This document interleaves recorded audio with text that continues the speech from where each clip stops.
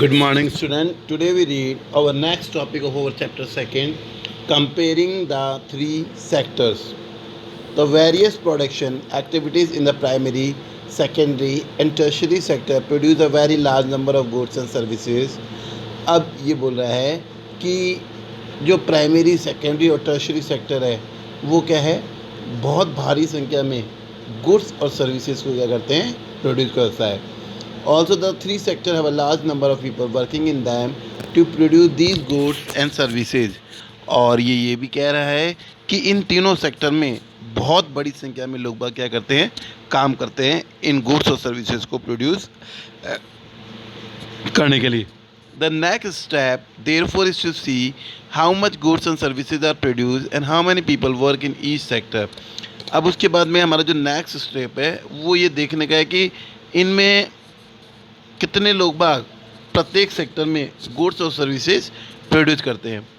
In an economic there could be one और more sector which are dominate in term of total production and employment while other sector are relatively small in size. अब ये कह रहा है कि किसी भी अर्थव्यवस्था में क्या हो सकता है, कुछ सेक्टर का टोटल प्रोडक्शन और एम्प्लॉयमेंट में क्या हो सकता है, बोलबाला हो सकता है, यानी उनका ज़्यादा जोर रह सकता है. While other sector are relatively small in size, जबकि कुछ अदर सेक्टर क्या होंगे, रिलेटिवली स्मॉल होंगे. अब नेक्स्ट ये बोल रहा है how do we count the various goods and services and how the total production in each sector.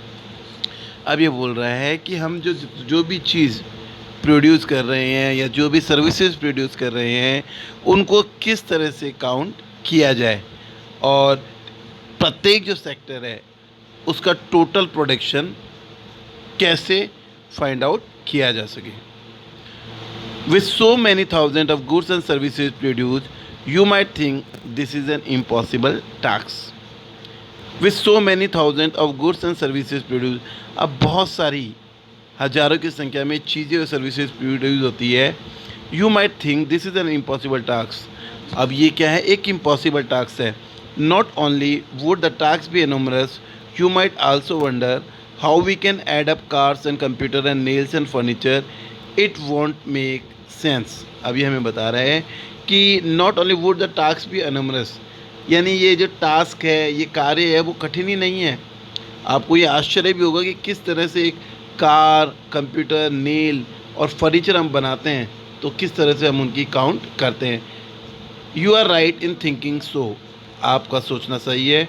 To get around this problem, economics suggests that the value of goods and services should be used rather than adding up the actual numbers. अभी क्या बोल रहा है कि to get around this problem, इस problem का solution के लिए इकोनॉमिक्स ने क्या सजेस्ट किया, that the value of goods and services should be used rather than adding up the actual number. हमें क्या करना है कि गुड्स और सर्विसेज की वैल्यू को ऐड करना है, should be used rather than adding up the actual number. हमें उनको क्या करना है, जो एक्चुअल नंबर जितनी बार काम में आता है वो ऐड नहीं करना है. हमें क्या करना है, उनका एक्चुअल जो वैल्यू है गुड्स और सर्विसेज का, जो लास्ट में बनकर तैयार हुआ, ये सब चीज़ें हुई, उसका ऐड करना है.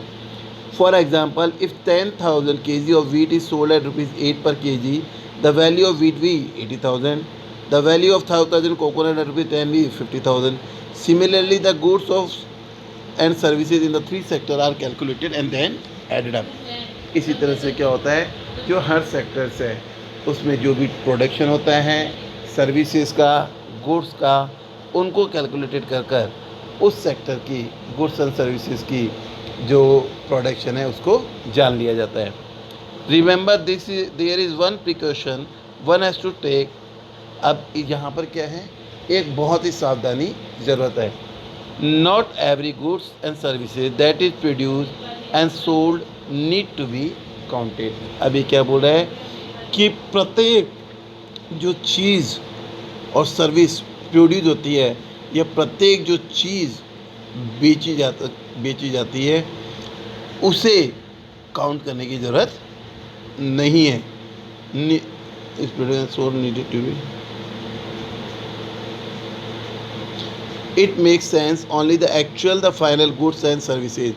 अब इसका मतलब क्या हो गया कि सिर्फ वही चीज़ें काउंट करनी है जो लास्ट में हमने प्राप्त की है। अब जैसे बिस्किट बनाने के लिए हमने मैदा यूज़ किया, हमने ऑयल यूज़ किया, हमने ड्राई फ्रूट्स यूज़ किए, हमने फ्लेवरिंग एजेंट यूज़ किए। तो अब हम उन चीज़ों का बार बार कॉस्ट नहीं निकालेंगे, क्योंकि जब बिस्किट बनेगा तब उसमें क्या होगा, उन सब चीज़ों का कॉस्टिंग होगा। तो हमें क्या करना है, सिर्फ जो फाइनल प्रोडक्ट है उसकी क्या है, कॉस्टिंग निकालनी है।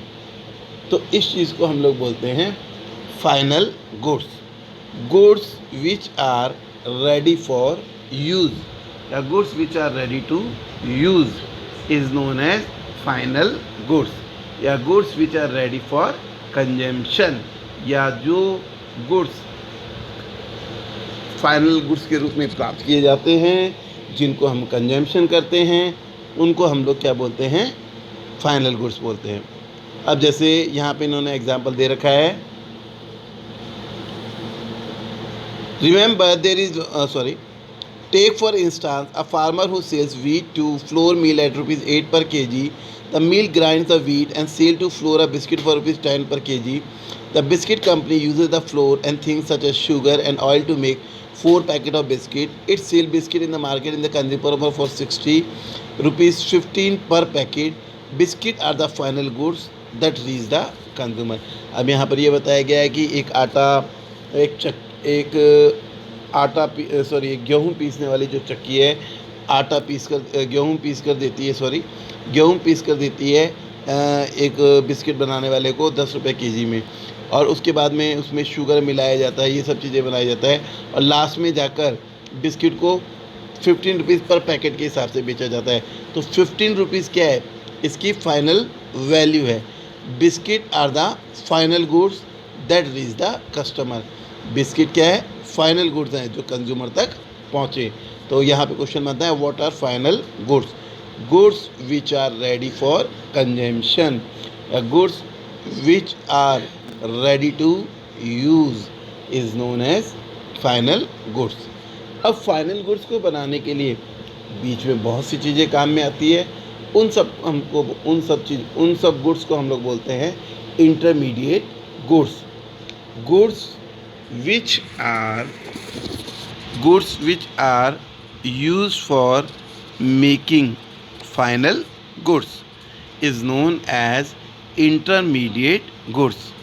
वह चीज़ जो फाइनल गुड्स को बनाने के काम में ली जाती है उन्हें इंटरमीडिएट गुड्स कहते हैं। बहुत बार पूछा जाता है, फाइनल गुड्स भी पूछा जाता है और इंटरमीडिएट गुड्स भी पूछा जाता है।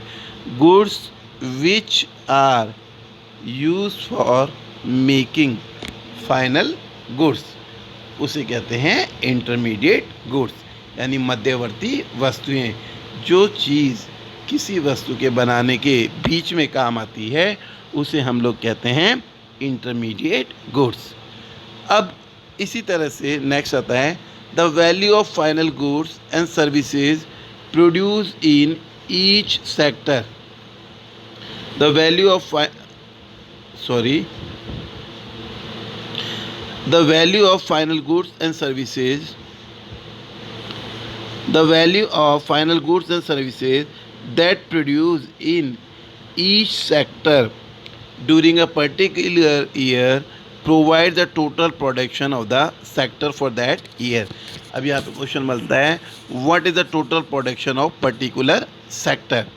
The value of final goods and services produced in each sector during a particular year provides the total production of the sector for that year. अब ये बोल रहा है कि जितनी भी फाइनल गुड्स एंड सर्विसेज है प्रत्येक सेक्टर की, जो एक पर्टिकुलर ईयर के अंदर क्या होती है, प्रोड्यूस होती है, उसे क्या कहते हैं, total production of the sector. अब and the sum of the production in the 3 sector gives what is called the GDP, gross domestic product. अब जो तीनों सेक्टर का प्रोडक्शन है, यानी प्राइमरी सेक्टर, सेकेंडरी सेक्टर और टर्शरी सेक्टर, उन तीनों का जो कंबाइंड प्रोडक्शन है वो क्या कहलाता है, GDP कहलाता है। यानी उन तीनों सेक्टर का सम क्या कहलाता है, GDP कहलाता है। The sum of the all the 3 sector of economy is known as gross domestic product. The sum of the production of all the three sectors of economy is known as GDP. It is the value of all final goods and services produced within the country during a particular year. GDP shows how big the economy is. अब ये बोल रहा है कि GDP क्या है? GDP वही चीज़ है, it is the value of all final goods and services produce in a country during a particular year. अब ये बोल रहा है कि GDP जितनी बड़ी होगी वो कंट्री उतना ही क्या होगा, प्रॉस्परस होगा. अब इंडिया में GDP को कौन मेज़र करता है? Who measure the GDP in India? In India, the mammoth task of measuring GDP is undertaken by a central government ministry. Bharat में GDP को मापने का जो काम करता है वो है हमारी central government ministry. This ministry with the help of various government department of all the Indian state and union territories collect information relating to total value of goods and services and their prices and then estimate the GDP. ये क्या, इसमें जो हमारी central government ministry है उसके जो various department है जो इंडियन स्टेट्स में हैं और यूनियन टेरिटरीज़ में हैं वो क्या करते हैं, इंफॉर्मेशन कलेक्ट करते हैं इसके बारे में और जो हमारे GDP को एस्टिमेट करते हैं. अभी हमने यहाँ पर तीन चीज़ें पढ़ी. पहला हमने पढ़ा final goods, what are final goods, what are intermediate good and what is GDP. तो एक बार दोबारा से हम लोग देख लेते हैं कि what are final goods, goods which are ready to use या goods which are ready for consumption. फिर उसके बाद में intermediate goods, goods which are use for making final goods is known as intermediate goods. उसके बाद में GDP के बारे में हम लोग the sum of the production of all the three sector gives what is called the GDP of a country. अब उसके बाद में हमारा नेक्स्ट टॉपिक आता है हिस्टोरिकल चेंजेस इन सेक्टर्स. इसको हम लोग समझ लेते हैं. अब हिस्टोरिकल चेंजेस इन सेक्टर अब ये बता रहा है कि जैसे जैसे हमें इंडिपेंडेंस मिली तो इंडिपेंडेंस के बाद में हमारे यहाँ पर बहुत सारे लोग बाग हमारे यहाँ पर पार्टीशन हुआ. पार्टीशन के कारण बहुत से लोग बाग पाकिस्तान से इंडिया में आए. तो द मेन जो गवर्नमेंट की रेस्पॉन्सिबिलिटी थी that is to provide employment to the people who comes from Pakistan. जो पाकिस्तान से आए थे उन लोगों को क्या करना है, रोज़गार प्रोवाइड करना है. तो इसके लिए सबसे पहले क्या किया गया, गवर्नमेंट ने क्या की, लोगों को ज़मीन दी ताकि वो खुद रोज़गार चालू कर सके. उस ज़मीन पर उन्होंने फसल उगाई. तो उस समय जिस सेक्टर का सबसे ज़्यादा इंक्रीमेंट था वो था प्राइमरी सेक्टर. भी लोग बाग सब वहाँ पर ज़मीन छोड़कर आए थे, अपने घर बार छोड़ कर आए थे. तो गवर्नमेंट के सामने भी क्या थी, ये जिम्मेदारी थी कि लोगों को किस तरह से एम्प्लॉयमेंट प्रदान किया जाए ताकि वो अपने पैरों पर खड़े हो सके. तो गवर्नमेंट ने लोगों को ज़मीन दी थोड़ी बहुत और उससे लोगों ने उन पर क्या किया, क्रॉप का प्रोडक्शन किया. तो उस समय लोग प्राइमरी सेक्टर के अंदर ज़्यादा लगे हुए थे. अब धीरे धीरे जैसे हमारी स्थिति में सुधार हुआ तो प्राइमरी सेक्टर में कुछ लोगों को निकाल कर किसके अंदर निकाल दिया गया, सेकेंडरी सेक्टर के अंदर लगा दिया. अब जैसे जैसे सेकेंडरी सेक्टर डेवलप हुआ वैसे वैसे हमें किसकी चीज़ की ज़रूरत पड़ने लगी, उनको एक जगह से दूसरी जगह भेजने के लिए डिफरेंट काइंड ऑफ सर्विसेज की. तो उसके बाद में जो है टर्शरी सेक्टर का धीरे धीरे इंक्रीमेंट होने लगा. आज टर्शरी सेक्टर सबसे ज़्यादा सर्विस प्रोवाइड करने वाला सेक्टर बन गया है. तो ये हमारा था हिस्टोरिकल चेंजेस इन सेक्टर. अब इसको पढ़ते हैं हम लोग. Generally it has been noted from the histories of many now developed country that an initial stage of development primary sector was the most important sector of economic activity.